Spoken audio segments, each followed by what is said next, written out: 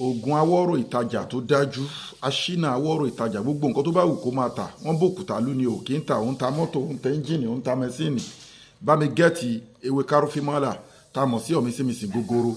ewé kárọ́fímọ́là tá a mọ̀ sí ọ̀mísìmísì gogoro yìí wá bá mi gun pẹ̀lú kàjíìjì dúdú kàjíìjì pupa pẹ̀lú tùràrí àlùbáríkà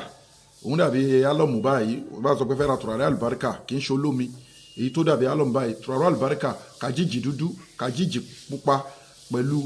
ewé kárọ́fímọ́là tá a mọ̀ sọ́mísìmísì gogoro yìí ẹ wá gun pọ̀ wá ní kàn bá ẹ kọ súrọ́tù nasr ìsájà 313 wọ́n bá ẹ kọ yá latif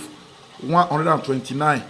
wàá wá fọ̀ tó bá wù ẹ́ o lè fomi àgbọ̀ fún ọ tó bá dẹ̀ wù ẹ́ o lè lo ordinary omi wàá mix ẹ̀ papọ̀ wàá pò mọ́ṣẹ́ tó bá ní tùràrí olóòórùn tó bá wù ẹ́ mix ẹ̀ pẹ̀lú ẹ̀ máa fi wẹ̀ bí sínú láì tààlà síwájú máa fi wẹ̀ kó tó máa fi fọwọ́ wọ́n ibi tó ti ń tajà síwájú kó tó ṣiṣẹ́ àbí tó bá ṣiṣẹ́ ìtàn ìkọ̀dọ̀ balagbara kó fi sákàtì àwọn ọmọ aláìní àti fọlọ̀ síwájú ẹ̀sìn àkáǹtì nọ́mbà ní fáwọn ọmọ aláìní 0123214254 àkáǹtì nọ́mbà fáwọn aláìní 0123214254 Wema Bank of Nigeria Global Dahiratu Dhikrlahi Islamic Organization gbogbo ẹ̀yin tẹ́ ń gbádùn ètò wa ẹ fi ajé àti òmùra ẹ fi ta wá lọ́rẹ ẹ̀dẹ̀jọ́ kẹ́ bá wa dá sí ètò mọ́ṣáláṣí ọlọ́run bá ní ẹni tó bá kọ́ mọ́ṣáláṣí àbí tó dá sí ọ̀rọ̀ mọ́ṣáláṣí ilé ọlọ́run òun ọlọ́run bá máa kọ́ ilé fún ní àlìjánná ẹ bá wa dá sí ètò mọ́ṣáláṣí gbogbo ẹ̀yin tẹ́ ń sọ̀pọ̀tì àwọn ọmọ aláìní tẹ́ ń sọ̀pọ̀tì ètò ẹ̀sìn àárọ̀wọ́ yín àdúrà yín àgbà ẹ̀ ní wálé láéláé ẹ̀ ní fọjọ́ ọlọ́jọ́ lọ ẹ̀ máa bẹ́nu kẹ́ ọlọ́run bá títí láéláé gbogbo ẹ̀yin tẹ́ bá ń wá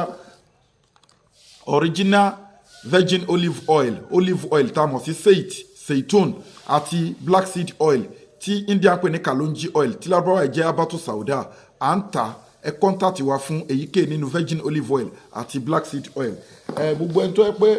ó ní diabetics a ní àwọn ètò tá à ń ṣe fẹ́ni tó ní diabetics within a month sugar máa kúrò nínú system ẹ̀ ọkùnrin tí wọ́n mú nǹkan ọmọkùnrin ẹ̀ aláwọn package tá à ń ṣe fún àwọn ọkùnrin tó bá mú nǹkan ọmọkùnrin wọn tó rọ́tọ̀ lárúbùsà ọ̀tọ̀ ní ìdákọ́lẹ̀ ọ̀tọ̀ ni pé àwọn iṣan èèyàn ti ń weak ó ní weak erection so ọ̀tọ̀ ni tó bá mú nǹkan ọmọkùnrin èèyàn tí wọ́n lò ní vword aláwọn package fún bí sínú láìta